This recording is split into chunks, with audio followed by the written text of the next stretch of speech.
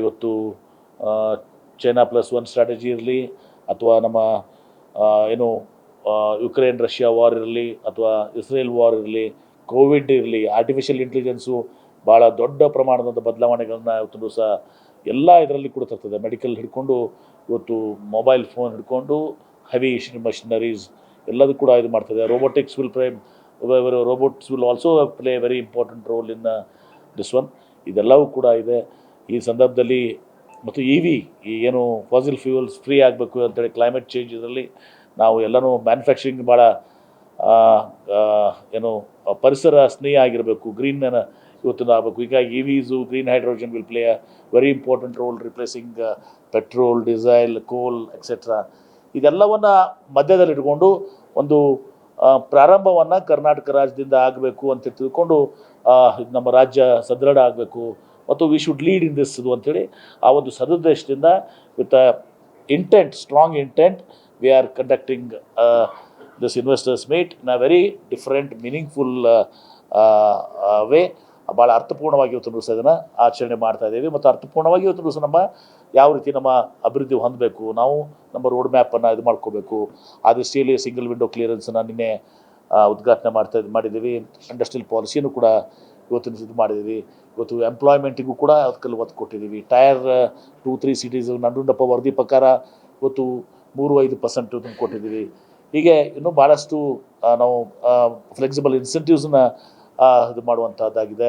ಮತ್ತು ನಿಮ್ಗೆ ಗೊತ್ತಿದೆ ಎಲ್ಲ R&D ಕರ್ನಾಟಕದಲ್ಲಿ ಆಗ್ತದೆ, ಭಾಳಷ್ಟು R&D ಕರ್ನಾಟಕದಲ್ಲಿ ಆಗ್ತದೆ. ಅವೆಲ್ಲವೂ ಕೂಡ ಅವ್ರ ದೇಶದಲ್ಲಿ ಮ್ಯಾನುಫ್ಯಾಕ್ಚರಿಂಗ್ ಆಗ್ತದೆ. ಮತ್ತೆ ಹೋಗಿ ಡಿಸೈನ್ ಡೆವಲಪ್ಮೆಂಟ್ ಆಗೋದಿಲ್ಲ, R&D ಆಗೋದಿಲ್ಲ, ಅವ್ರು ತಮ್ಮ ದೇಶದಲ್ಲಿ ಆಗ್ತದೆ. ಸ್ಯಾಮ್ಸಂಗ್ ಹಿಡ್ಕೊಂಡು, ಏರ್ಬಸ್ ಹಿಡ್ಕೊಂಡು, ಬೋಯಿಂಗ್ ಹಿಡ್ಕೊಂಡು, ಎಲ್ಲ ಕಂಪನಿ, ಮೆರ್ಸಿಡೀಸ್ ಬೆಂಚ್ ಹಿಡ್ಕೊಂಡು ಅವರು ಇಲ್ಲಿನೇ ಅವ್ರೇನು R&D ಇಲ್ಲಿ ಮ್ಯಾನುಫ್ಯಾಕ್ಚರಿಂಗ್ ಕನ್ವರ್ಟ್ ಮಾಡಿಕೊಂಡ್ರೆ ಅವರಿಗೆ ಸ್ಪೆಷಲ್ ಇನ್ಸೆಂಟಿವ್ ಆಗಿ 10% ಇದನ್ನು ನಾವು ಕೊಡ್ತೇವೆ. ಅಂದರೆ R&D ಆ್ಯಂಡ್ ಮ್ಯಾನುಫ್ಯಾಕ್ಚರಿಂಗ್ ಇಲ್ಲಿನೇ ಎರಡನ್ನೂ ಕೂಡ ಇಲ್ಲಿ ಒಟ್ಟೊಟ್ಟಿಗೆ ಆಗಬೇಕು ಅನ್ನೋದ್ರಿಂದ ಅದಕ್ಕೆ ಮ್ಯಾನುಫ್ಯಾಕ್ಚರಿಂಗಲ್ಲಿ ನಾವು ಭಾಳ ದೊಡ್ಡ ಒಂದು ಶಕ್ತಿ ಬರ್ತದೆ. ಹಾಗಾಗಿ ಅದಕ್ಕೆ ಪರ್ಸ್ನಲ್ ಆಗಿ ನಾನು ಅದನ್ನು ಇಂಟ್ರೆಸ್ಟ್ ತೊಗೊಂಡು ಈ ನಮಗೆ ಮ್ಯಾನುಫ್ಯಾಕ್ಚರಿಂಗ್ ಹಬ್ಬು ಇದು ಮುಗಿದ ಮೇಲೆ ನಾನು ಹೇಳಿದ್ದೀನಿ ನಿಮಗೆ ಮೊನ್ನೆನೂ ಕೂಡ, next after this global investors meet ನಾವು ಒಂದು 2 ದಿವಸ ಅಥವಾ 1 ದಿವಸ ಒಂದು ಸ್ಟ್ರಾಂಗ್ ಸೆಷನನ್ನು ಮಾಡ್ತಾ ಇದ್ದೀವಿ. ಆ ಸೆಷನ್ ಇವತ್ತು how Karnataka can become a manufacturing hub ಹೆಂಗಾಗ್ಬೋದು ಅಂತ ಒಂದು ಬ್ರೈನ್ ಸ್ಟಾರ್ಮಿಂಗ್ ಸೆಷನ್ ಕೂಡ ಯಾಕಂದ್ರೆ ಇದು ಮಾಡಿದೆ. ಯಾಕಂದ್ರೆ ನಾವು ಬರೀ ಮಾತನಾಡುವಂಥದ್ದಾಗ್ಬಾರ್ದು, ಎಲ್ಲರೇ ಒಂದು ಕಡೆ ನಾವು ಅದನ್ನು ಪ್ರಾರಂಭ ಮಾಡಬೇಕು. ಸಸಿ ನಟ್ಟಾಗ ಮಾತ್ರ ಇವತ್ತು ದಿವಸ ಮರ ಆಗ್ತದೆ. ಆ ದೃಷ್ಟಿಯಲ್ಲಿ ನಾವು ಮ್ಯಾನುಫ್ಯಾಕ್ಚರಿಂಗ್ನಲ್ಲಿ ಈಗ ಸ್ಟೀಲು, ಸಿಮೆಂಟ್ನಲ್ಲಿದ್ದೀವಿ, ಇಲೆಕ್ಷನ್ ಮ್ಯಾನುಫ್ಯಾಕ್ಚರಿಂಗ್ನಲ್ಲಿದ್ದೀವಿ. ಈಗ ನಾಳೆ EVದಲ್ಲಿ ಮತ್ತು ಅದಕ್ಕೆ ನಾವು EV ಪಾಲಿಸಿ ಮತ್ತು ಈಗ ಕ್ಲೀನ್ ಮೊಬಿಲಿಟಿ ಪಾಲಿಸಿನೂ ಕೂಡ ಅಪ್ರೂವ್ ಆಗಿದೆ. ಬಹುಶಃ ಅದನ್ನು ಕನ್ಕ್ಲೂಡಿಂಗ್ ಸೆರೆಮನಿ ದಿವಸ ಕ್ಲೀನ್ ಮೊಬಿಲಿಟಿ ಅದನ್ನು ನಾವು ಇದು ಮಾಡ್ತೀವಿ. ಥ್ಯಾಂಕ್ ಯು, ಧನ್ಯವಾದಗಳು.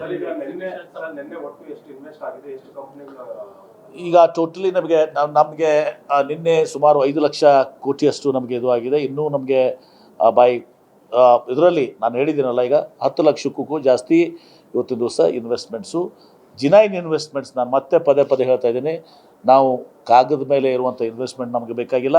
ನಮಗೆ ಅದು ಏನು ಇನ್ವೆಸ್ಟ್ಮೆಂಟ್ ಬರ್ತದೆ ಅದರಲ್ಲಿ 70% ಆದರೂ ಕನ್ವರ್ಟ್ ಆಗಬೇಕು.